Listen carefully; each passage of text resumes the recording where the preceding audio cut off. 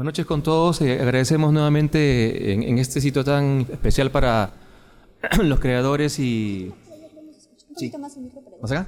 ¿Ahí? Ok.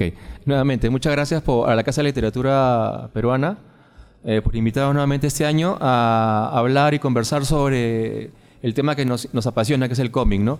En este caso, el tema problemas y posibilidades de las revistas y fanzines en el siglo XXI. Tenemos acá tres personalidades que en diferentes formas colaboran con lo que es producción de fanzines, cómics en el Perú. En primer lugar voy a presentar a Michelle Paredes, que es ilustradora, hace murales, es fotógrafa independiente, estudió en la especialidad de grabado en la Escuela Nacional Superior Autónoma de Bellas Artes del Perú. Pero ella se define como una artista interdisciplinaria, ya que participa en diversos colectivos y proyectos de arte.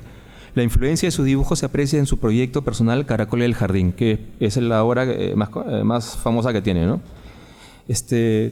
Michelle, ¿cómo empezaste a tu carrera, tu producción de historietas? Buenas noches, muchas gracias a todas las personas por...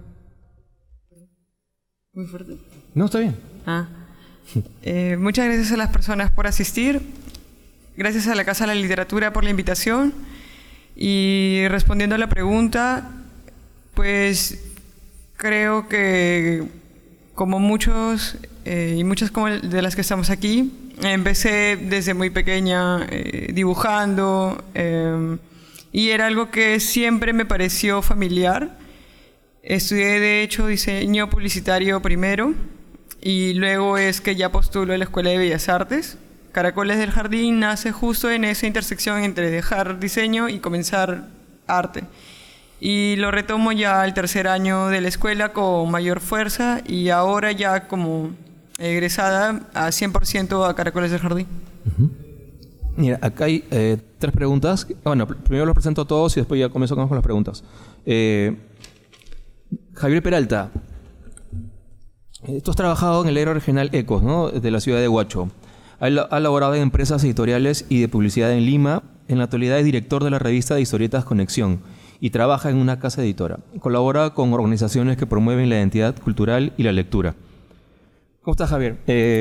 Cuéntanos algo de tu background. Muy buenas noches. Bueno, nuevamente Javier Peralta. En lo que vine a hacer para estar sentado aquí es que empecé desde muy pequeño con afición hacia el dibujo. Estando en secundaria, para los 17, 18 años, con nuestros compañeros queríamos sacar una revista, pero debido a distintos motivos no se nos dio el apoyo necesario y es por eso que decidí enrumbar en lo que viene a ser la parte de la edición de una revista. No solo fue la parte del diseño, sino tal vez tuve que investigar un poco más allá. Ahí paré trabajando en el diario regional Ecos. Llegué a Lima también viendo la manera de sacar adelante este proyecto. Empecé a trabajar en distintas casas editoriales y bueno, eso me llevó a estar sentado acá y ser director de la revista Conexión. Actualmente también sino que colaboro con organizaciones que promueven el hábito de la lectura y también resaltar la identidad cultural a través de la historieta. Ok, gracias, Javier. Bueno, y ahora continúa David Galiquio, que es historietista, que se inició en los cómics a mediados de los años 90 con fanzines propios. Ha publicado en el libro gráfico Lito el Perro, que es su personaje más conocido, editado por la editorial Contracultura. La novela gráfica Barrunto, ediciones Contracultura también, 2015. El libro de ilustraciones Ilustradicción, de editorial Altazor, también de 2015. El compilatorio de sus cómics Una mosca en mi nariz, de ediciones Contracultura, 2016. La novela gráfica Tómalo con calma, de ediciones Contracultura, 2017. Ilustró el libro Lágrimas de Onan, de editorial Altazor, 2018. Actualmente elabora fanzines y trabaja en su siguiente libro. David, ¿puedes contarnos una pequeña biografía? ¿Cómo empezaste? ¿Qué tal? ¿Se escucha? ¿No? Hola. Buenas noches con todos. Buenas tardes. Agradecer a la Casa de la Literatura por esta nueva oportunidad, de verdad. Así nomás nadie me invita, ya todos me odian. Gracias. Estoy muy emocionado de verdad de estar aquí. La historia es muy larga porque soy muy viejo ya. Ya soy más de 40 años. O sea, ya más de 43 ya. En mi época no existía. O sea, la historia es larga. En resumen, cómo empecé a hacer historietas fue a través de ver a un amigo que tenía una colección de revistas que en esa época era pues, muy difíciles encontrar revistas de cómics. Estoy hablando más o menos del 86, 87. Y bueno, pues la revista era la revista El Víbora. Y yo, bueno, como todos aquí, mis colegas, nacemos pues como el bichito de dibujar, ¿no? Pero descubrir el cómic, pues para mí fue de manera casual, como justamente viendo estas revistas españolas que se llamaban El Víbora Comics. Y quedé enamorado de ese género, porque así como el género de superhéroes, el género de cowboys, el género de ciencia ficción, el cómic underground es un género también, ¿no? Entonces, me gustó mucho y bueno, pues así empezó todo. Empecé publicando fanzines porque en esa época, en los 90 no existía el internet, y entonces para nosotros era una necesidad crear ventanas, crear publicaciones alternativas en donde nosotros podamos pues, mostrar nuestro arte, que era el cómic. Y tampoco no lo consideraban arte porque el cómic está en el último eslabón de todo, pues, todo este gran tren que es el arte, ¿no? Y el cómic siempre de lado. Y me gustó mucho porque era un estilo de arte donde tú podías pues, expresarte, combinar literatura con dibujos y pues como a mí me encantaba mucho el cómic, el underground, el género underground podía pues hablar de lo que sea, pues, ¿no? De las cosas pues que habitualmente no se acostumbraban a decir, ¿no? En los cómics normales. Bueno, la historia es larga, pero así empecé. Gracias, David. David. O sea, la diferencia, como ustedes saben, o la gente que no sabe, del fanzine y el cómic es que en el fanzine tienes libertad creativa. O sea, no tienes un editor que te dice estos temas no puedes tocar, ¿no? O sea, el fanzine es totalmente libre, tú puedes tocar todo tipo de temas, puede ser para adultos, lo que tú desees. Entonces, esa es la diferencia, la gran diferencia, y también que tú eres tu mismo editor, ¿no? O sea, la mayoría de personas que vamos a hablar ahora, que estamos entrevistando, son gente que ha gestionado su propia revista y la vende en eventos o siempre hay eventos de cómic, entonces siempre las venden ahí, ¿no? A diferencia de que sacas una revista, es más fácil ponerla en los kioscos o poder distribuirla, ¿no? Porque también es mucho más caro imprimirla, ¿no? Porque tienes que ir a una editorial y todo eso. En cambio, el fanzine tú mismo puedes dibujarlo, vas a sacar fotocopias y lo vendes directamente, ¿no? Esa es la gran diferencia. Entonces, ahora vamos a desarrollar las preguntas que están aquí. A ver, para cada uno, ¿no? Comenzamos por Javier, terminamos con David. ¿Cuáles son las características de los soportes con que se trabajan revistas y fanzines? A ver, Javier. Bueno, en lo que vino a ser la revista Conexión, en las experiencias previas para llegar a Conexión, descubrimos que el interactuar con tu público es parte principal para que la revista o el lector pueda seguir de una u otra manera tus historias. Eso fue antes de Conexión. Entonces, con toda esta experiencia recabada, llegamos a ver, somos una revista física, nuestro soporte es necesariamente, antes de sacar la siguiente edición, es necesariamente ver cuáles son las opiniones de nuestro lector. Luego de eso se va mejorando lo que viene a ser la historieta, viene la parte editorial, se tiene que corregir con los maestros, tratamos de que el argumento sea coherente, lo revisamos una vez más, pasa la parte de la maquetación, en conclusión, y sale la revista. Ese es el soporte de lo que viene a ser la revista Conexión. Okay. Previo a esto, también quería comentar que el amor y el desarrollo en sí de mi trabajo con la historieta, de mi persona con la historieta, comenzó en influencia a las ferias independientes a las cuales asistía, que justo fue en esta, saliendo de mi carrera de instituto y antes de comenzar en Bellas Artes, en donde también cada uno de las personas o de los exponentes tenían a sus personajes y tenían sus historietas. Ese mundo me pareció y me parece fascinante, Siempre estoy feliz de volver a las ferias. Y bueno, en los formatos, en realidad los fanzines, como habías mencionado, Carlos, tienen bastante como libertad, porque uno hace todo el trabajo y puedes, como dice David, hablar de cualquier cosa, ¿no? Puedes tener la libertad de plasmar temas que de por sí ya no se dicen o no se habla. Los soportes, pues yo había pensado cuando leí sobre la pregunta en dos, ¿no? En los soportes pues digitales, que se manejan como los blogs y que los venden en ferias como con los códigos QR y hacen este enlace entre la revista física, en la impresión y los blogs. Había pensado en estos dos campos, entre lo digital y lo físico.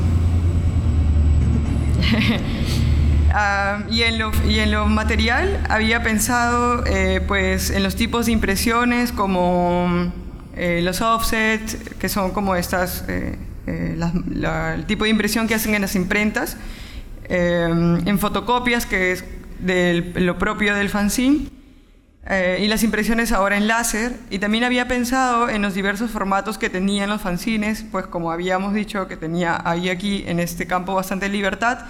Las personas experimentamos un poco entre los tamaños, que como uno tiene el poder de hacerlo todo, no solo te das la libertad de poder hablar de algún tema cualquiera, sino que además te tomas la libertad de diagramarlo de una manera distinta. A veces respetas o no respetas también los órdenes que tienen las revistas. Y eso también es como interesante. A veces tienes hojas de diferentes tamaños, otras son en doblez, a veces también combinas con los objetos. Y bueno, yo he traído aquí algunos ejemplares para mostrar que no son míos. Este primero se llama Helechos y es de Ana Paula Machuca, que está aquí exponiendo, y es una presecuela a la película Helechos. Y eso también lo traigo porque me parece interesante cómo también se toma el fanzine para hacer publicidad a una película, ¿no? O para hablar de una película. También hubo un concurso este año, ¿fue este año? El año pasado, que lo organizó la Embajada de Bélgica. Fue este año, ¿no? Fue este año. Y pues también se cogió como el formato de fanzine. Y aquí publicaron a todas las historietas que quedaron seleccionadas en el concurso, y también como formato me pareció interesante. Es decir, que utilizaran el fanzine para poner o para considerar, ¿no? a las personas que quedamos seleccionadas del concurso. Y este otro, que es el ABC Marica, de una amiga que se llama Andrea Alejandro y es de Guayaquil, de Ecuador. Y pues es para colorear y te venía con una cajita de colores. Entonces, como ven, la libertad dentro de los fanzines no solo está en lo temático, ni en los formatos, no solamente en los formatos, sino también en el propósito que este tiene como vehículo. Como también también cogen para promocionar, por ejemplo, los libros. Leí una introducción de un libro de Rita Segato que no se iba a publicar. O sea, yo cuando leí la introducción dije como que yo quiero el libro, y me dijeron no, todavía no sale el otro mes. Pero me pareció también interesante cómo hacían esta intriga, ¿no? Y nada, hay bastante libertad y bastante por explorar también dentro de los fanzines. David.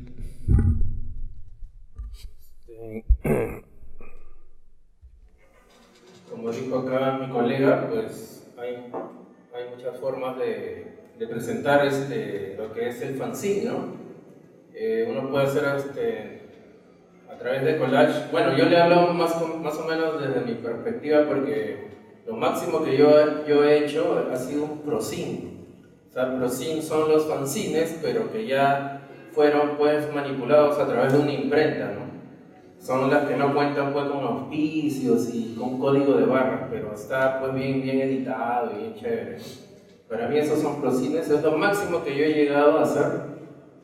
Pero antes de todo eso hacía fanzines y bueno, pues me basaba en collage, en cortar, inclusive dibujaba mis propios cómics, los cortaba y los pegaba y los armaba, ¿no? Y todo eso después cuando ya lo tenía armado me iba y sacaba copias, yo mismo los engrampaba y el que quería me compraba y el que no me tiraba una patada, pues siempre pasaba eso. Y los soportes, pues acá la pregunta. ¿Cuáles son las características de los soportes con que se trabajan revistas y fanzines? Las características del soporte. Bueno, yo, como te digo, lo máximo que he hecho son procines, ¿ya? Me pareció fanzines y procines. Fue una proeza porque ser un autor independiente aquí es extremadamente nadar contra la corriente y encima ser pobre, pues como yo, no tenía plata, entonces empecé a trabajar en fábricas juntando mi plata y publicándome a mí mismo hasta que por ahí una editorial se interesó un poco en mí, que es Contracultura, y bueno, pues ya los fanzines también como que sirvieron como un trampolín para llegar a una editorial, ¿no? Pues era como como estar en la pre, ¿no? Una vaina así. Entonces ya la editorial pues como que dijo, ya esto puede funcionar en libros, ya. O sea, y ahí un poco como que cambió mi perspectiva, ¿no? Pero siempre yo me he basado en lo artesanal, ¿no? Mis soportes no eran los digitales, ya las últimas eran digitales, ¿no? Que escaneaba, por ejemplo, mis dibujos y los pintaba en Photoshop. Y he sido muy inicio con eso de los soportes, ¿no? Sobre todo en lo digital. No soy muy amante de lo digital, prefiero lo hecho a mano. Estoy viejo, estoy viejo. O sea, me baso yo en los 90. Los 90 eran mis épocas.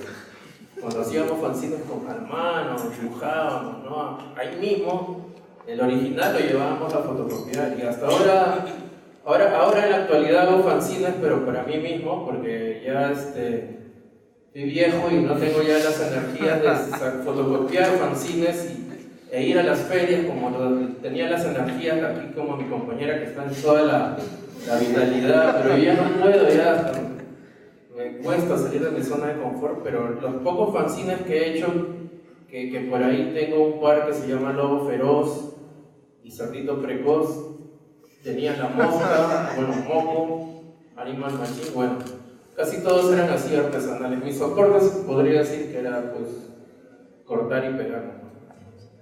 ¿Y tú a tu avanzada edad ya empiezas a crearte el cómic? No, estoy viejo, me siento viejo. Lo juro, de verdad, juro por Dios que me siento viejo. No sé, cada día que me levanto me duele el cuerpo, me cuesta levantarme. No sé si llegue a los 50, pero bueno. Ya, la siguiente pregunta, ¿eh? ¿Cómo se relacionan las historietas y fanzines con los grandes temas de actualidad? ¿Ok? Javier. En lo que viene a ser la revista Conexión, no solo publicamos superhéroes, también de cierta manera nosotros hemos sido influenciados bastante por lo que viene a ser el manga. Y una de las causas principales del éxito del manga es que normalmente los dibujantes también son los mismos que crean la historia, y en Japón desde los 11, 12, 13 años ellos mismos mezclan su realidad con una fantasía, entonces automáticamente conectan con ese gran público. Por eso hasta el día de hoy, mientras que Marvel puede vender 10.000, 20.000 ejemplares en un tiraje, Japón lo puede hacer en 500.000 en un fin de semana. Es por eso que nosotros en Perú, viendo muchas personas que tienen el potencial, pero mayormente en Japón, ¿no? Le llama la atención lo manga, y acá en Perú no hay mucha cabida para eso. Entonces Revista Conexión aprovechó esa influencia para poder conversar con los chicos y adaptar, porque ellos lo hacen todavía con onomatopeyas en el idioma japonés. Entonces la Revista Conexión ha podido plasmar la realidad de los artistas ya con un poco más de lima. Hay una historieta dentro de la revista que se llama, por ejemplo, Ale. Trata de una chica que ha sido abandonada por su padre y bueno, va a vivir todas sus aventuras y es criada por su tío. ¿Cómo se conecta con esto con la realidad? Que hay muchas familias disfuncionales, los padres han salido a trabajar a otros países, la hija queda viviendo con algún familiar. Entonces la revista trata de conectar esa fantasía con la realidad, pero hay editores, entonces tratamos de que el mensaje sea positivo. También hay otra historia llamada The Again, trata de un chico que convive con una especie de espectros, no necesariamente malignos, entonces, y todas sus aventuras lo pasa en una Lima que lo relatan de tal como es, con la mística, los chamanes, la delincuencia. Eso es como nosotros tratamos de conectar con la realidad en pleno siglo XXI. Desde mi punto, yo podría decir que uno de los grandes temas de la actualidad que se aborda dentro de los fanzines es el tema de género. Y eso, pues, es muy interesante y muy importante lo que hizo la Embajada de Bélgica este año con el concurso de cómic, que dentro de los rubros... Eso demora bastante, ¿no? No le hagas caso. Sí, dentro de los rubros que tenía para dentro del concurso había sobre estereotipo. Y también... Pues, a ver, ya desde un punto más personal, el trabajo en Caracoles del Jardín es sumamente existencial. De hecho, cuando leí la pregunta, sentí así como uy, ¿ahora qué voy a decir? Porque al hablar como de meterme a temas un tanto existenciales, a veces me desconecto de lo que pasa. Pero en realidad es algo muy interesante porque a pesar de que existe como este aislamiento, en realidad siempre hay como una conexión bastante fuerte con lo otro. Y desde el punto de Caracoles del Jardín, que aborda toda la existencia, y participar dentro del concurso de cómic de la Embajada de Bélgica, yo participé dentro de los estereotipos y mi historieta se llamaba ¿Eres caracolito o caracolita? Y en esta historieta estaban el personaje, que es un caracol humanizado sin caparazón, y estaba con Wilson, que es la pelota de la película El Náufrago, no sé si la han visto, ¿sí? Bien, para quienes no la han visto, en la película es como Tom Hanks que se pierde en una isla y tratando de sobrevivir encuentra una pelota que la llama Wilson y empieza a tener un diálogo con la pelota para no perder como la cordura. Y es interesante porque lo que estaba haciendo era un acto loco.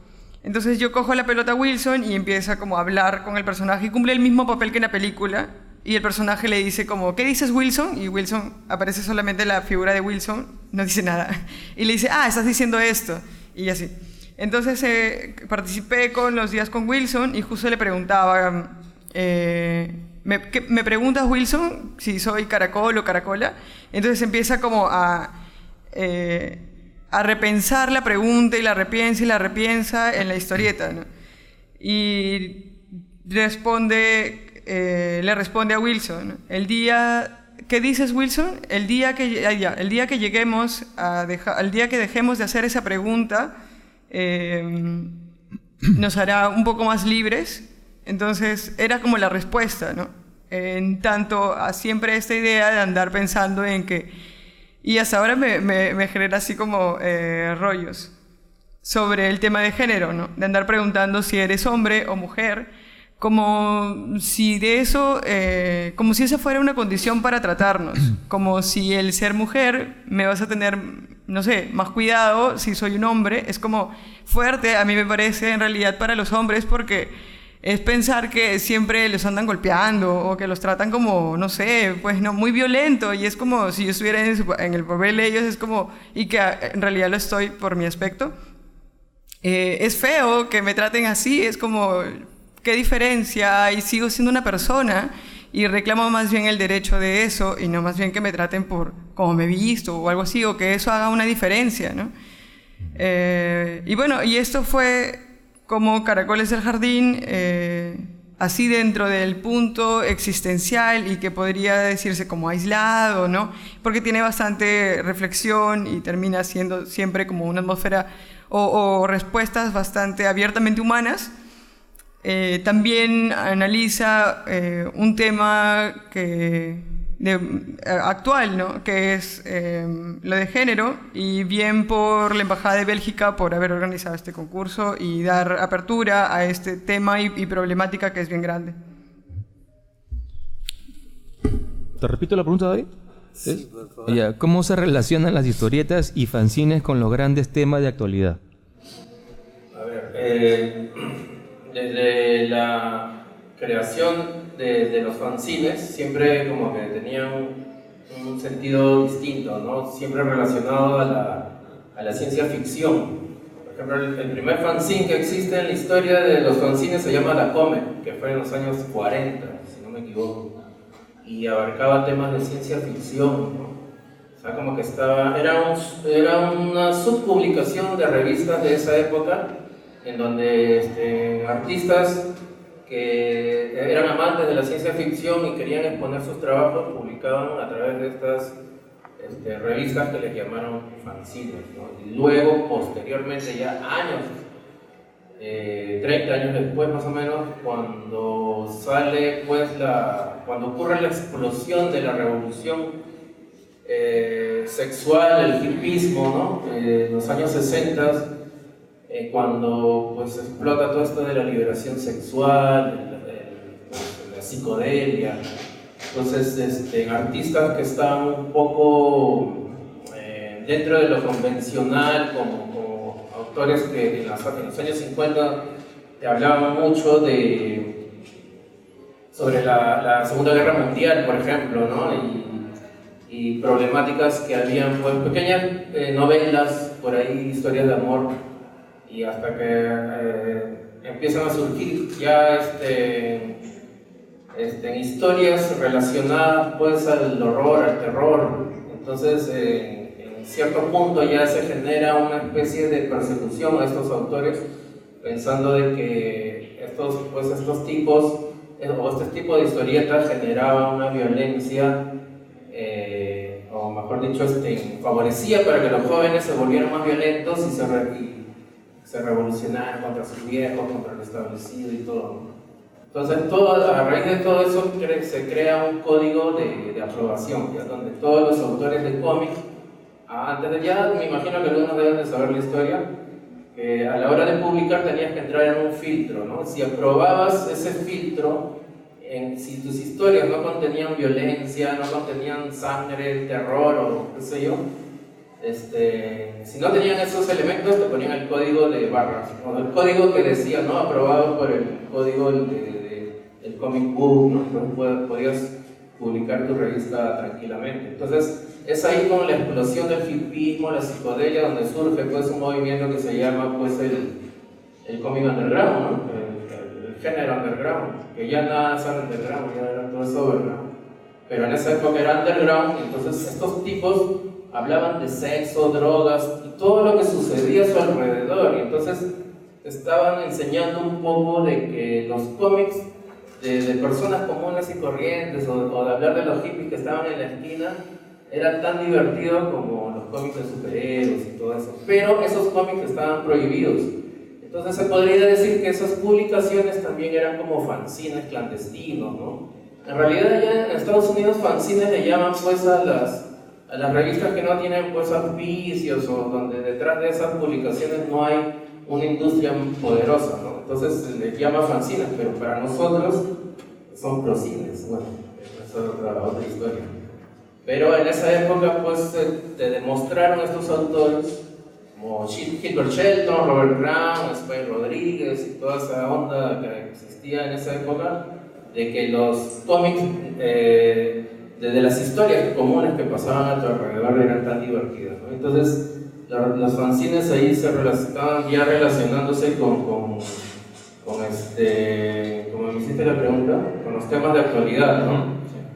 Y de ahí es donde brotan ya los temas, ya hablar de política un poco más, aunque ya el cómic político ya se hacía, el humor político ya se hacía muchos años atrás, ¿no? Pero se dieron cuenta que a través de estos tipos de historietas, no solo de hablar de la política, sino de la sociedad, cómo estaba construida por culpa de estos gobernantes, era tan divertido, ¿no? Y entonces se relacionaba mucho el fanzine clandestino con ese tipo de historias, ¿no? Ya después, años después, ya con el surgimiento del punk y todo eso, que los fanzines vuelven otra vez con fuerza, pero los fanzines ya fotocopiados. Pero en tu experiencia, ¿tú has tratado algún tema de actualidad? Sí. Por ejemplo, ¿qué temas? Por ejemplo, pues siempre el humor político no me jalaba mucho porque pienso que ya nuestros políticos son caricaturas vivientes. Entonces, hacer caricaturas de estos políticos me parecía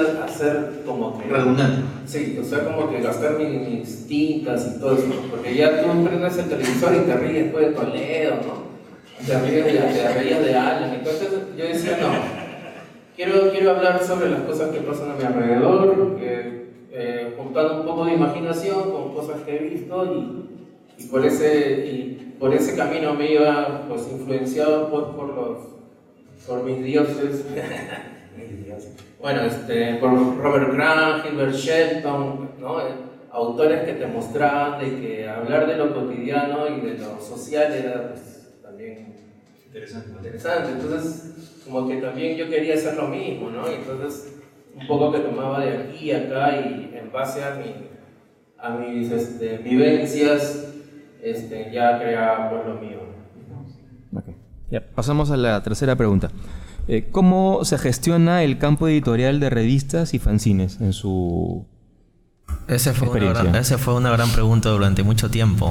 Recuerdo cuando estábamos en la secundaria, habíamos hecho todo un esfuerzo para poder sacar lo que viene a ser nuestro trabajo y nosotros nos creíamos ya, pucha, nos van a publicar, vamos a ser famosos, lo llevamos a una imprenta, lo llevamos por aquí a otra persona, un profesor, y nadie nos daba bola. Y es más, después poco a poco empezamos a enterarnos que ellos también sufrían. Es que ignorábamos toda esa parte, creíamos que tan solo dibujar, tener una historia, al menos plasmada, ya todo lo demás ocurrió automáticamente.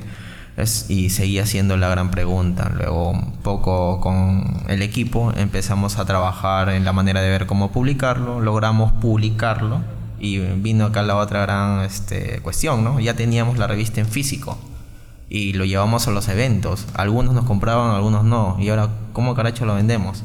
Empezamos a conversar con distribuidoras, con librerías. Las librerías de repente no pasaban la calidad que ellos querían y si te lo aceptaban no lo mostraban. Las distribuidoras te cobraban siempre 50, 60%, pero cuando te los devolvían en mala calidad, y aparte con lo que venía a ser la parte del dinero no había un control necesario para poder seguir con las demás reproducciones. Fue en sí todo un caos. Entonces, en la parte de la gestión lo tienes que aprender. Creo que el mercado que hay en la actualidad, que en lo que viene a ser el campo de la distribución editorial, ya es, bueno, si funciona por lo antiguo es para las compañías de libros, ¿no? Pero en sí ya está obsoleto para lo que vendría a ser revistas. No sé cómo será la distribución de fanzines porque no le he entrado mucho a ese mercado, pero en lo que viene a ser revista ya aparte de eso está un poquito obsoleto.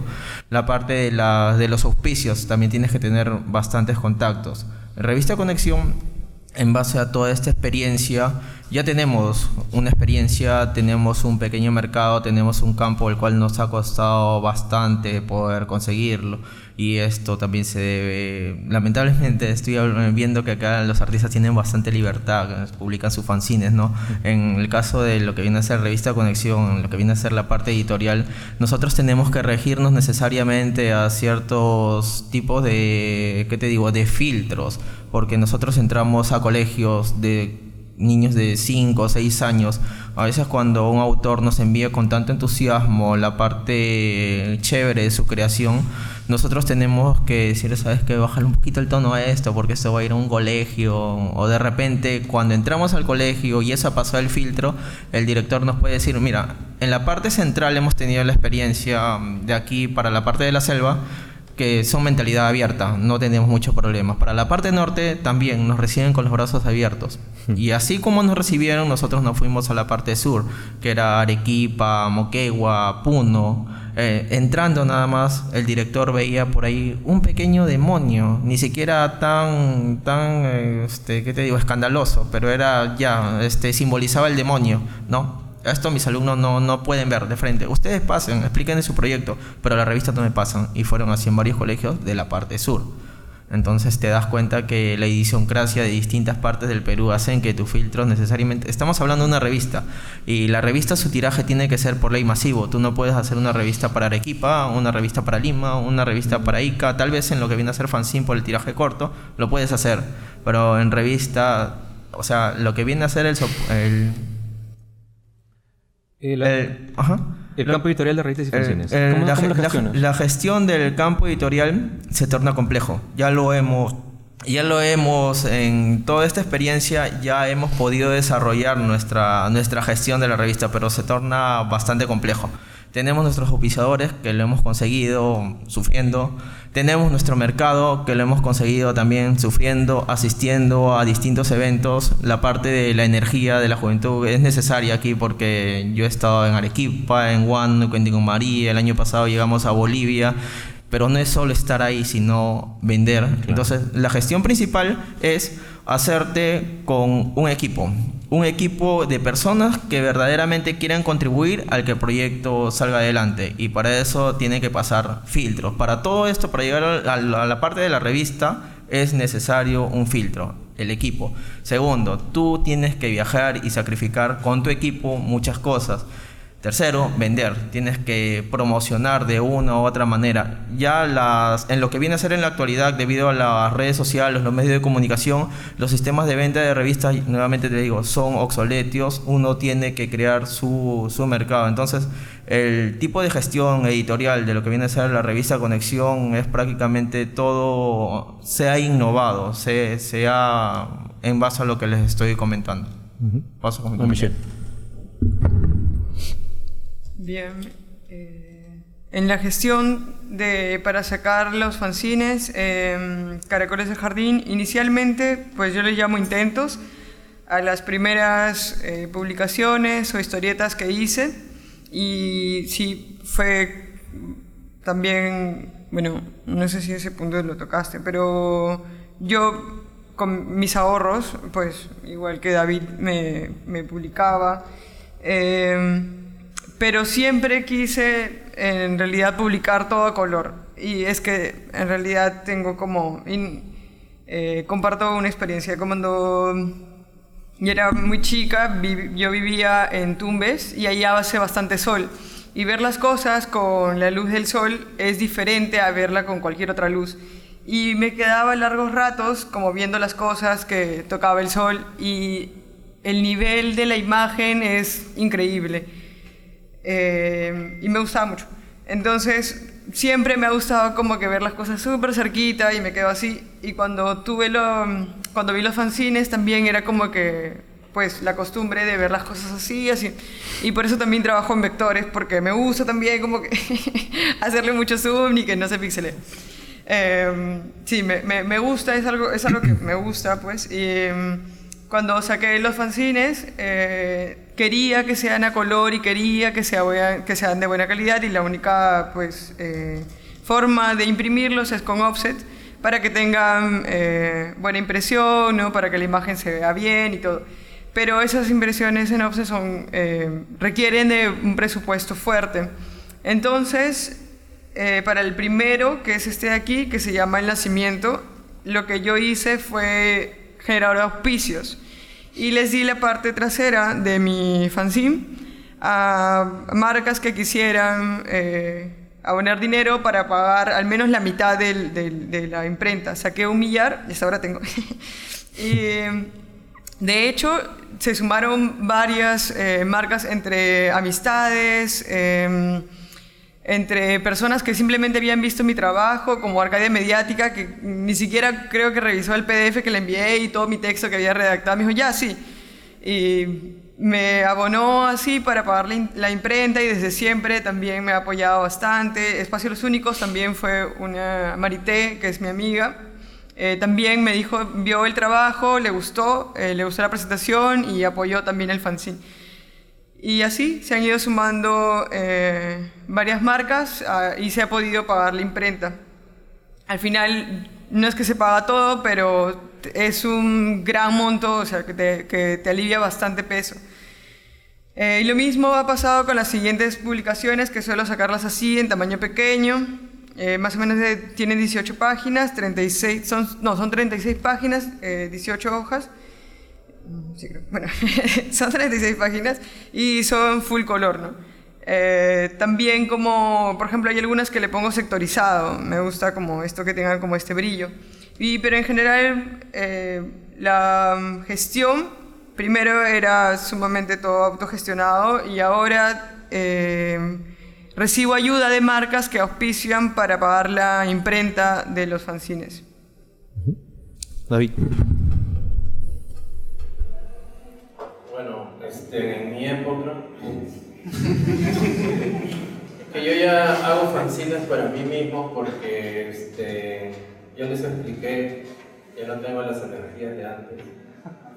Y bueno, pero igual que Michelle, era todo autogestionado. Era de mis ahorros también, pues rompía mi chanchito y contaba, iba al imprenta y me decía falta. Porque las imprentas ahora están muy caras, están demasiadas caras, deberían de apiadarse de nosotros, los autores independientes, carajo. Tenemos que estar imprimiendo por la impresora, ¿no? Hoja por hoja.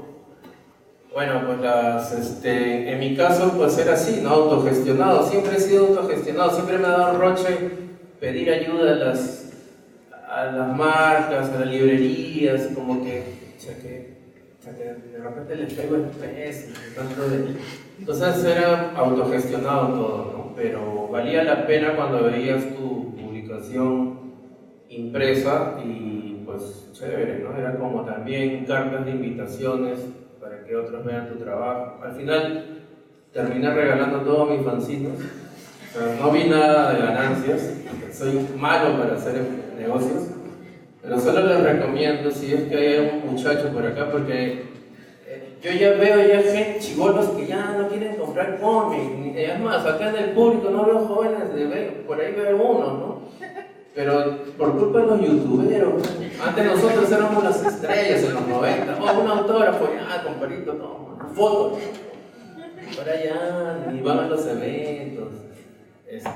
Entonces yo lo que digo es que aparte de mover tu trabajo en imprenta, tienes que moverte por internet, llegar a esos jóvenes que van a en algún día llevar la batuta de los nuevos historietistas peruanos, ¿no? Pues siempre las mismas caras, aún. Yo quiero ver sangre joven y por eso ya ir a las redes sociales, publicar tu trabajo en físico para algunos que quieren, porque siempre hay colección. Ya los fanzines han sido ya piezas de colección para la gente friki, ¿no? O sea, la gente que le gusta rarezas, oh man, un fanzine. Antes no, sacó este pata fanzine, vamos a comprar fanzine ya. Te faltaban manos para hacer tu fanzine. Ahora ya no, ahora te los compran coleccionistas, que mira, loco, Entonces, para llegar a esos jóvenes que ya se han desinteresado por el cómic peruano, yo no veo jóvenes, no sé. Antes, en mi época, cuando tenía 20 años, yo miraba a Juan Acevedo, a Carlos Castellano, pues sí, de grande como ellos, nos tomábamos fotos, autógrafos.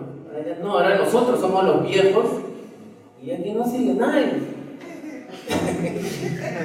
Es triste un poco, ¿no? Pero es que no hay una industria, es que estamos nadando contra la corriente. Aquí nosotros los que hacemos cómics somos supervivientes, luchadores, nadamos contra la corriente porque no hay una industria, acá no existe.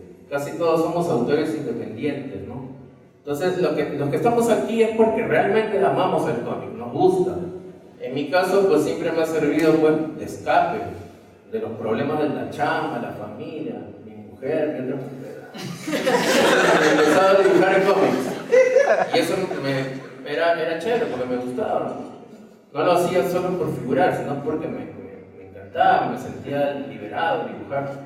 Pero ahora ya como que los jóvenes se han desinteresado, no, mira, te hace cómics. Pero la cosa es también un poco entrar a las redes sociales, ¿no? Redes sociales, publicar seguidamente en tu Facebook, dejar de tomarte la foto o dejar de tomarte fotos de lo que comes, ¿no? Un poco, y darle más cómic por ahí, ¿no? Para que la gente se interese. Entonces ya cuando sacas algo nuevo, ya al menos por ahí has agarrado 3, 4 víctimas. Ya mira, este es lo nuevo que he sacado, ya papito, te lo compro. Por redes sociales puedes vender y todo. Yo creo que moverse más por redes sociales y lo físico también, ¿no? Autogestionarse o buscar auspicios, que también por ahí siempre hay empresas que pueden darnos las manos, pero en mi caso, pues, pero hay esperanzas todavía. Muchas gracias, David. Bueno, como para terminar, hemos visto las varias caras de la moneda. La mayoría es autogestión, todos han empezado autogestionándose y David lo ve del punto de vista negativo, pero bueno, yo he visto que tienes una editorial que se ha interesado en tu chamba, ¿no? Como eso en Contracultura, ¿no? Sí, es que en mi caso, por ejemplo, los fanzines sirvieron para un trampolín, ¿no? No solo hacer fanzines, sino ya publicar a través de una editorial como es Contracultura y Altazor, que bueno, apostaron por mí. Francamente, si yo hubiera sido los dueños de esa editorial, no ponían las manos al fuego por mí. Pero no sé, pues, vieron algo y pues, gracias a la autopublicación llegué a la editorial, ¿no? Entonces, se podría decir que las publicaciones independientes sirven para tratar de dar el salto. ¿O conocido, no?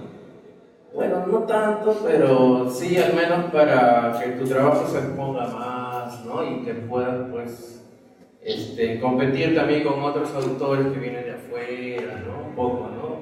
Igual los fanzines, ¿no? Ya los fanzines están más elaborados. Antes era, pues, fotocopia y ahora ya es todo el expreso. Los tiempos cambian, pues, ¿no? Y esperamos para bien. Yo veo, o sea, si vamos afuera y vemos toda la gente que hace fanzines, o sea, cada vez hay gente nueva, son chiquillos, ¿no? Muchas, sí, ¿no? Genial.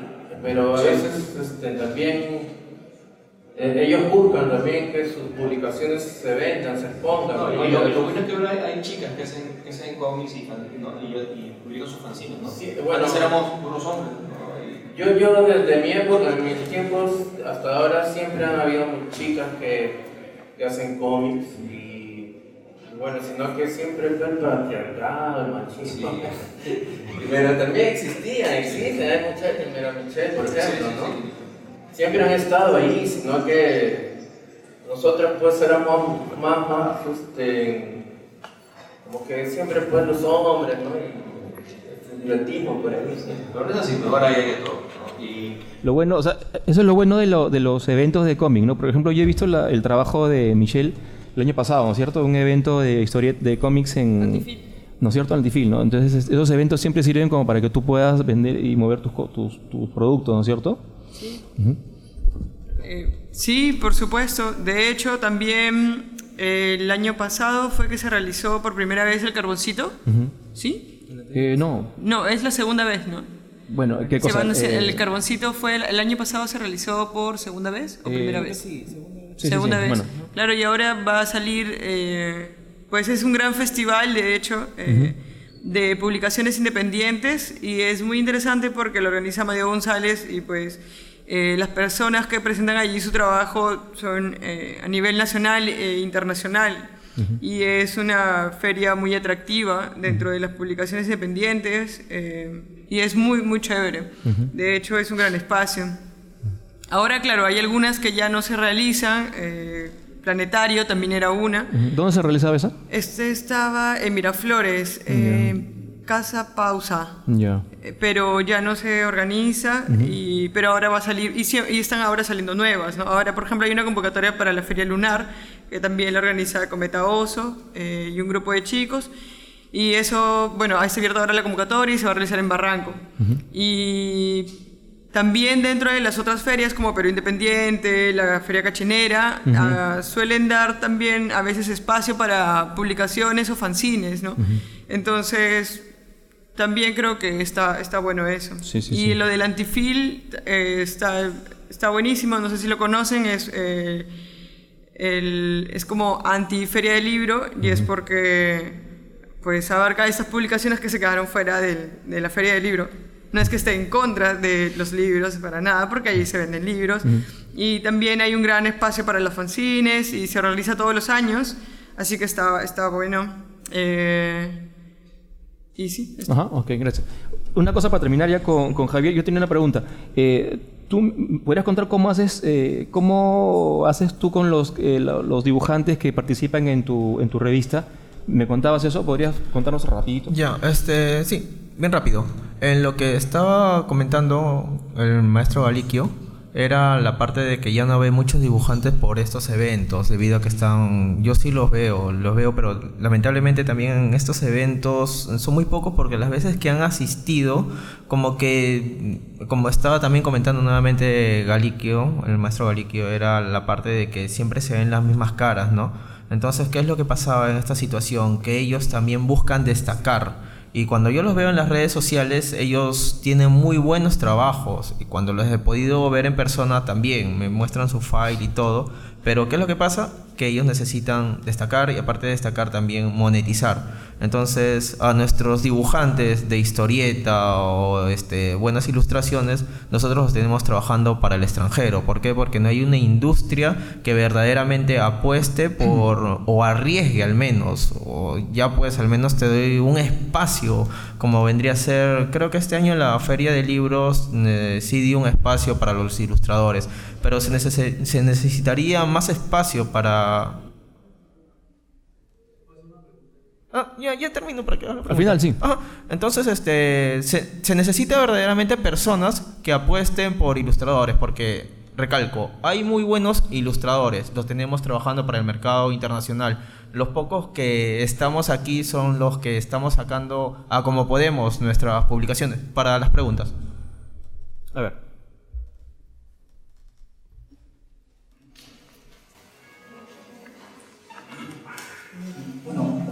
Primero, buenas noches. Quiero comentar un tema específico y ustedes que están en esto, me gustaría que me aclaren la situación actual.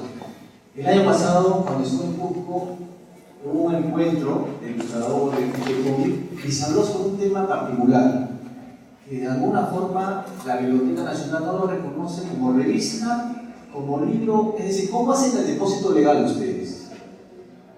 Cuando al momento de producir una publicación, ¿realizan un depósito legal? Ya, en lo que vino a ser la revista Conexión es por ley. Nosotros tenemos que hacer un depósito legal y tenemos que entregar los ejemplares por ley. Y de verdad es recontra sencillo, nada más se puede hacer a través de la página web, registras tu publicación. Creo que todos sabemos cómo hacer una publicación a través de la página web, con los colegas. David. Cuando el depósito legal. No, yo lo dejo debajo de la puerta de la biblioteca y me voy corriendo. Yo no dejo depósito legal, ¿no? O sea, es un fanzine, ¿no? Por ahí. Pero la revista. Por ejemplo, los libros, claro, creo que he publicado ya, pues la editorial se ha encargado de. La editorial se encarga de hacer eso. Yo voy y generalmente lo dejo debajo de la puerta y me voy corriendo. Sí, de hecho. Tiene ahí como, no sé qué tan bueno, no sé, como análisis de que los fanzines puedan tener como es que para tener, por ejemplo, el registro en la biblioteca tienes que pasar como unas pautas.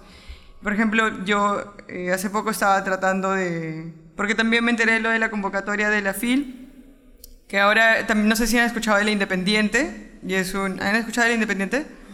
No. Sí, la Feria Independiente es organizada es gestionada por el Ministerio de Cultura y precisamente es para dar espacio pues a editoriales que no son grandes, que también como conexión, ¿no? El detalle está que igual sí exige como una regulación, como normalización, que entres al sistema. Necesitas RUC, generar boletas, por ejemplo, ¿no? Pequeña empresa. Sí, como una MIPE. Y también que tengas el registro del SBN, el registro en la biblioteca. Y, por ejemplo, para ello tenías que pasar o sea, parecía todo muy sencillo, y no los voy a hacer quedar mal a los bibliotecarios, pero es que parecía todo muy sencillo y yo dije, bien, ya me estaba dirigiendo para pagar, y luego dije, no, espera, te voy a volver a leer porque me pasa así, ¿no? Que a veces paso cosas. Y luego había un dato que decía así como chiquito, sí, o sea, ya nos presenta su trabajo y, o sea, te pueden responder haciendo modificaciones hasta que ellos te aprueben. Y era como, bien, pero, o sea, y eso comprendía como tener cambios dentro de mi publicación, pero si hablamos que dentro de los fanzines hay como toda una libertad, por ejemplo, estaba el detalle de los índices. Yo decía, pero yo no quiero poner un índice, o sea, yo no siento que mi publicación deba de, o sea, si conceptualmente está pensada para que no vaya esto, ¿por qué tendría que ponerlo para tener como, o para acceder como, no sé, como ser reconocida por el sistema? Y eso me frenó, en realidad. Pero pensé también en opciones de cómo resolver, como cómete este índice o arráncalo, porque nunca estuvo aquí, o cosas así, ¿no? Porque, o sea, tenemos que buscar formas de desviar, como de sacarle la vuelta al sistema. Pero no he hecho ningún registro de mis publicaciones por la biblioteca. Igual sería bueno como discutir hasta qué punto tiene beneficios o no. No sé, igual a mí también me gusta la libertad que tiene las ferias y el mundo independiente, y que tengas este amor por sacar, que no tengas como, o sea, que lo hagas porque te gusta. Me gusta mucho más eso porque siento que hay más libertad para explorar, pero claro, también tiene el límite que no puedes luego acceder a librerías, que dentro como del comercio, ahí sí está como bien marcado. Pero entonces hagamos más ferias. Okay. ¿Otra pregunta? Sí, tengo 3 preguntas. La primera, no sé si el depósito legal está relacionado al copyright, derecho de autor. ¿Cómo derecho de autor ustedes lo registran en algún lugar donde es? ¿Cómo protegen la autoría de sus obras? Ese es número 1. Cualquiera me responderá. Número 2. Si es que ustedes, que son artistas muy especiales en las artes gráficas, fanzines, revistas, etcétera, etcétera, están asociados a un bien común, ¿no? Y si le ven una ventaja o no ser asociados, como cualquier asociación profesional. Y número 3, algo mencionaste sobre, Michelle, sobre la publicación digital. Si es que ya iniciaron alguna forma de publicarlo digitalmente a través de una entidad, y si existe una entidad donde ellos puedan distribuir electrónicamente y cobrar, y luego ustedes reciben sus cheques mensualmente. En lo que viene a ser la parte del depósito legal, el depósito legal simplemente te permite que tú estés registrado con la Biblioteca Nacional. La parte de propiedad intelectual viene a ser, si bien recuerdo, es Indecopy. Tienes que pagar un monto por cada publicación que vayas a sacar, pero en este caso vendría a ser por cada autor. Cada autor registra su personaje. Algunos de los autores de la revista han registrado su personaje, han pagado su monto y aparte. El depósito legal permite que ante un juicio tú puedas sustentar que eso, o sea, la propiedad intelectual es necesario por derecho internacional, pero el depósito legal, mientras que sea nacional, también te puede ayudar de cierta manera. En la otra parte de lo que estabas comentando, la segunda pregunta, por favor. La asociación. Ya, mira, en lo que viene a ser la revista Conexión, nos fue tedioso pasar el filtro y tener en este caso 25 personas dentro de la revista. Ahora, cuando nosotros empezamos, tratamos de juntarnos con otros artistas que de cierta manera no llegamos a... Dentro del mundo gráfico es, podría decir, una triste realidad, ¿no? Somos de, hola, qué chévere, pero por detrás están los cuchillazos. En lo que viene a ser lo que la revista Conexión, somos 25 personas y yo trato de que el grupo se mantenga unido. Es más, tengo amistades con otros grupos, pero no pasamos tal vez a relacionarnos porque si no, ya hemos pasado por ese tema. Eso es la revista Conexión. ¿Y la última pregunta era? Era la publicación digital. Ya, eso también hemos tenido en su debido momento. ¿Qué es lo que pasa? Que la mayoría de artistas que están trabajando para el extranjero no tienen los medios necesarios para lanzar un material físico, entonces lo lanzan a través de las publicaciones digitales. Hay cantidad de convocatorias para hacer publicaciones digitales y luego pasarles a física, pero ¿cuál es el gran problema que nosotros detectamos? Es que, bacán, hay un concurso, ganaron 5 o 6 personas y van a hacer el compendio. Salió el compendio, o sea, y hay toda una multitud de personas interesadas, ponemos 10.000 entre paréntesis, pero a la hora de que sale el compendio, como solo 5 o 6 personas ganaron, las 5 o 6 y su círculo de ellos van a comprar, pero el resto se hace el desentendido. Eso fue lo que nosotros experimentamos con las publicaciones digitales. Quizás Dime. Bajar digitalmente O sea, bajar tu material que está digital, en digital. sí, que no sea impreso, materialmente. O sea, que lo puedes bajar. Claro, electrónicamente. Claro, nosotros distribuimos, sí, nosotros también distribuimos un material PDF para los suscriptores. Podemos hacer ese tipo de materiales, pero mayormente no lo hacemos en Perú, lo hacemos en el extranjero. Exacto. Sí, lo mismo. Para las historietas cortas también se hace, es algo más para fuera, adentro. Yo, por ejemplo, tengo subido también mis fanzines en PDF, pero es gratis. De hecho, tengo una web y lo puedes ver gratis, ¿no? En general, pues todavía no veo, sé que existen páginas para poder vender también por allí, ¿no? Pero eso es, claro, eso es algo más hacia afuera. Y sí, yo también concuerdo que el tema del registro en Indecopy es importante. Sí.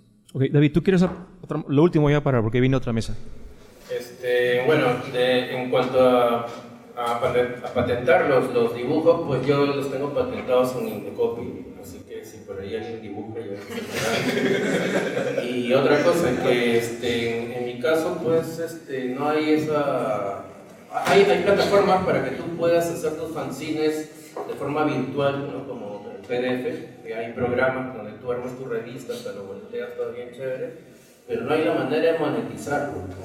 O sea, llega a todos lados, pero tú igual es como que le regalaras tu chamba, ¿no?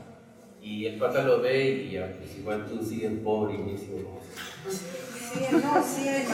Hay programas, sí, O sea, no hay una página. Hay páginas, pero en cuanto a los libros, por ejemplo, que he publicado, hay una idea de poderlos ya digitalizar y a través de una cuenta pagas a poder verlos. Como Amazon, por ejemplo, ¿no? Claro, Amazon, tú vas pero todavía está en veremos. Bueno, a ver, muchas gracias, pero ya hay otra mesa, como les digo. Muchas gracias a los que han estado.